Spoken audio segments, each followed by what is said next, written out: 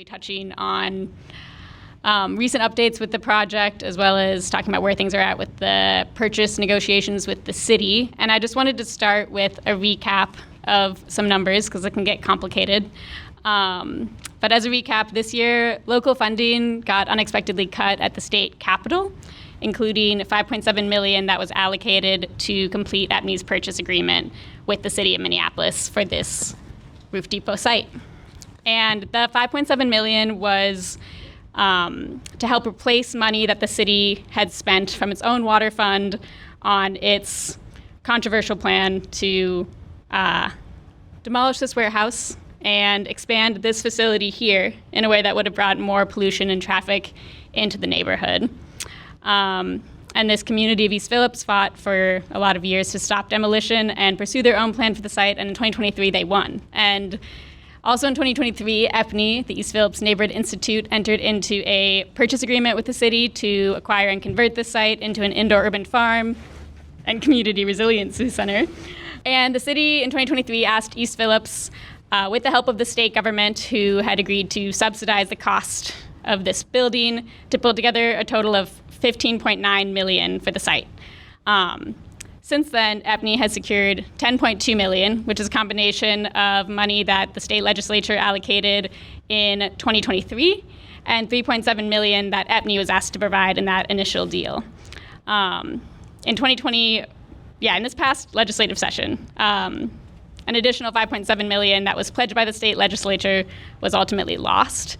And when we talked to our representatives at the state legislature, it came down to federal funding cuts, and they were just unable to hang on to local funding that was in the plan originally. And so on June 27th, EPNI asked the city of Minneapolis to sell the site for $10.2 million instead, which is well above the appraised value of this site, which is $3.7 million. And it also still goes a long way to help recoup some of the costs that the city spent while trying to build their plan for this site. We have still yet to hear back from the city on whether or not they're going to accept that price, and the closing date that we've agreed upon of September 15th is really rapidly approaching. So that's why we're here today. As EPNI and as the potential buyer of this site, the mayor's delays have created additional delays. We have a site deadline of mid-September. And as we wait for the city to give us an answer to the $10.2 million offer, what we're doing is kind of stonewalling this community's ability to carry out its vision. What EPNI has at this moment is the resources and connections to make this project a success that you'll hear more about from the other panelists on here.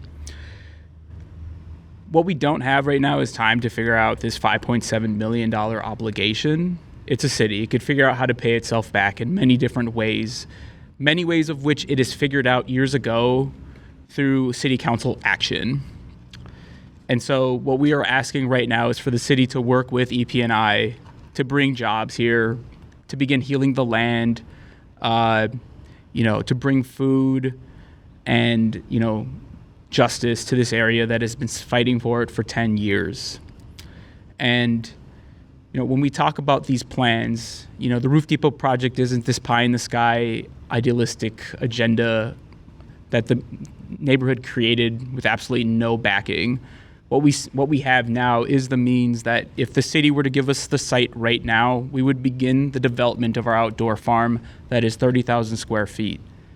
And I'm going to pass it over to Kieran to talk more about those plans and those resources that were funded to us. What Joe said is absolutely correct. I don't need to tell y'all, but now is not a time for half measures. Locally, nationally, people need good food. They need jobs. They need pathways to remediating and healing the land. And that's something that our team has been working on a grassroots level, partnering with different groups around the neighborhood. But we also have been able to acquire about $1.5 million worth of grants from groups groups like MPCA, Mississippi Watershed Management Organization, and we have extensive plans. If y'all look behind me here, Joe mentioned site control, but we wouldn't even need site control to get started. One thing we've been fighting for the past 3 years is a temporary use agreement. But through the Minnesota Pollution Control Agency grant, we actually could start building raised beds, hoop houses, all of these different pieces of infrastructure that an urban farm effort would require.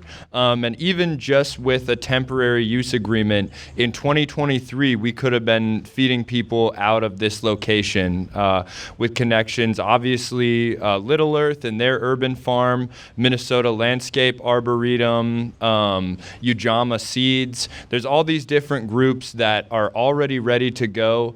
And the work that we've been doing, we've done over 10 free educational workshops with the community, teaching them about stuff like cultivating mushrooms, building compost bins, all these different things that you can imagine going on in this space.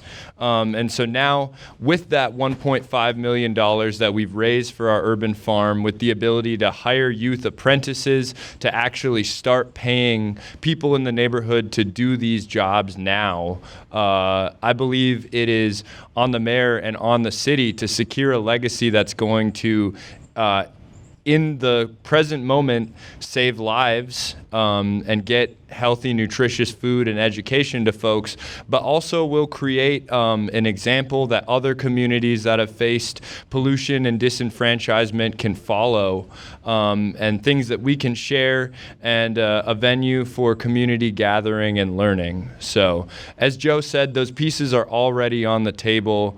We have gained the ability to deliver on them, and now it comes down to the city and the mayor to follow through. And with that, I believe that I'm kicking it back to you, Joe, to talk about the community ownership model. Yep. So EP&I has accomplished a lot since 2023.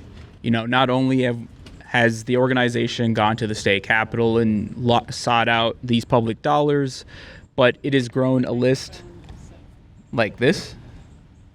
I hope, yeah. So not only have we gone to the Capitol in search of these public dollars to complete the purchase agreement, we have undergone hundreds of workshops, doing skill training into the neighborhood, teaching folks about mushrooms and those types of harvesting. And I do want to lean back on the funding and resources that we've been able to gather up to this point and the network we've been able to build despite not having access to the site. And this is key. We did the reload last year with the extension of the purchase agreement, and right now we're at a moment where we have investors lined up that want to invest in this project, but we need site control. We need to demonstrate sufficient evidence that this project is moving forward, and it means breaking ground. Right now, we have partners in Fundamental Capital that is undergoing a review of our financial documents to ensure that this project is not only one that is radical in imagination, but that is based in capitalistic and real life projections that demonstrate its sustainability. We have Nexus Community Partners, who is helping us with this community ownership model, Loeffler and Mortensen, to help us with development. The Little Earth Protectors, who will talk more later on, who will demonstrate the community ownership side of this project. And of course, Cooperative Energy Futures, because solar, renewable energy, that has always been at the core of this project besides healthy foods. We've laid the groundwork for community ownership, and we're still fleshing it out. Right now, we have undergone an MOU, a Memorandum of Understanding, with the Little Earth Protectors for community ownership on their side. So we're not simply talking about community ownership. It is something we are doing at this moment. And at the heart of it is just democratic community investment that will look like a fund that will be governed by a one person, one vote methodology, so that the investment from the proceeds of this project go right back into the neighborhood the way they need it to look. And so in talks about like development, in talking about the broader picture, I'm going to pass it over to Kyle. Hello, Kyle Samajima with Cooperative Energy Futures. And as we talk about climate impacts and timing and community ownerships, as a cooperative that creates community member-owned, deeply accessible renewable energy projects, we see this as an opportunity for not only East Phillips and Little Earth and Minneapolis to stand out as innovating and leading the way in bold, deep systemic change. It can happen, but not unless the city cooperates. We look forward to providing community member-owned community solar, where everyone, imagine community members owning renewable energy rather than our monopoly investor-owned utility. This is possible. We need these changes now. We need this community solar garden built yesterday to reduce energy bill burden on people in this community, and to really look at cooperative and community ownership as not just innovative and radical, but normal. And it can happen right here. So Buju Mishko Banishi and Dishnikas Mangdugdame, I'm Jolene Jones, and my lead Little Earth Protector. I'm also their treasurer. So, we're sitting here thinking about this in 10 years. We could have been up and running by now. I think a lot of people used against us that we called it an urban indoor farm, when that's not only what it's about. This is going to be the East Phillips campus, where we're going to do opportunities that are unbelievable for our future. We're a food desert in this community, so of course we talked about a garden going in indoors in that building, because we need to feed this whole diverse community. The Little Earth Protectors are stepping up. In our fundraising, we plan on investing $1 million into this project ourselves. That's how much we believe in it, because we believe in our youth. We believe in our future. This is something our community needs right here in our backyard. And why the mayor has not already done this is mind-boggling to me, because look around you in this community and what do you see? You see the need for food sovereignty. You see the need for growing farms. So to use that against us and to try to high-buck us, I'm going to say it, high-buck us. Why are you high-bucking us? We're a very diverse community and poor community. Let us do this. Like I said, the Little Earth Protectors believe in this project, and we're going to invest $1 million in it. Thank you. Pass it over to CJ. Thanks, Julie.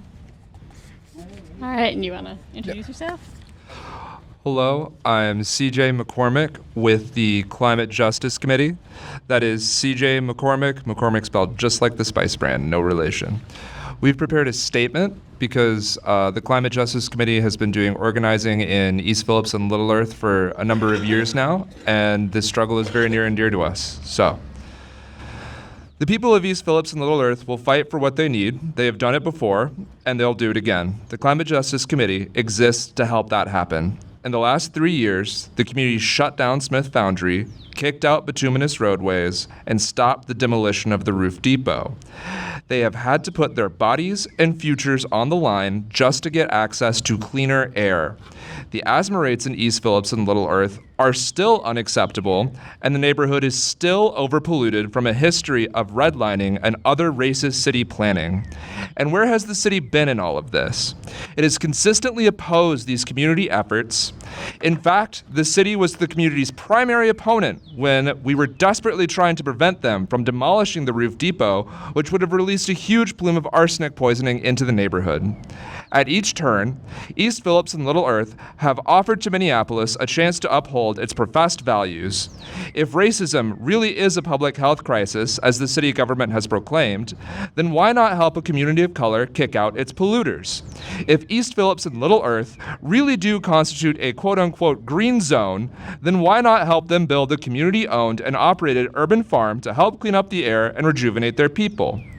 It is ridiculous that the city would stall this long. It is ridiculous that East Phillips and Little Earth still have to fight to be heard even after occupying the depot site and flooding the city council members with a historic all-indigenous audience to prevent the demolition of the depot. And so, as this community has done many times over, it is again offering the city of Minneapolis a choice. Will they be on the side of community and justice, or will they yet again weaponize bureaucracy and feigned incompetence in order to yet again forestall justice as more people in this community get sick, as more children are born with preventable asthma so severe they cannot go outside in the winter, and as more people struggle to make ends meet and get their families fed while the community has a viable plan to bring people healthy food and good jobs through the urban farm. The Climate Justice Committee has helped organize dozens of rallies, marches, protests, and Know Your Rights trainings for this community because this community is able and willing to fight. It will fight, and we will use every means in our power to help them do so. Thank you very much. Thanks, CJ. Yeah, I think, Kieran, do you want to say something? Or? Yeah, I just wanted to touch on one piece. You know, everyone here has spoken quite a bit on the diversity of the East Phillips neighborhood, but what does that actually mean? We have a lot of folks who are here because they've been forced to relocate because of climate disasters, because of political violence. And now we have this situation, right, where folks are back and we are seeing horrible air quality, and that's felt here in places like this that have those higher rates of asthma. I've seen ICE agents on the ground here. We obviously saw what happened on Lake Street. And so that political violence and those climate crises that folks are fleeing now are here, and it becomes this cycle of violence and displacement, right? What this building represents, what this project represents, is a chance to interrupt that cycle with, as we've been saying, jobs, self-determination, food. For folks at Little Earth, land back. They've been here since day one, since before day one, fighting for this, right? And fighting for that, against that displacement. And so, once again, it represents not only an interruption of that circle, but also the building of a foundation. And I would invite all of you to come out to the workshops that we've been doing in the community, come out to the volunteer days, get your hands dirty, actually see and experience what it means. I think it's very different than just talking about it. And then imagine that on this scale and the networking and connection that could bring. Thanks, y'all. So selling this site on fair terms is the right thing to do morally and logically for the mayor. It's time to stop the harm, heal the land, heal relationships between East Phillips and the city. Even if you read through the city's 2040 plan, you see that the Roof Depot project advances nearly every goal within that plan. So when we meet with the mayor next week, we'll be asking him to accept our offer for $10.2 million and to support, not hinder, the transfer of this site to be stewarded by the East Phillips neighborhood. We'll ask him, what legacy does he want to leave behind?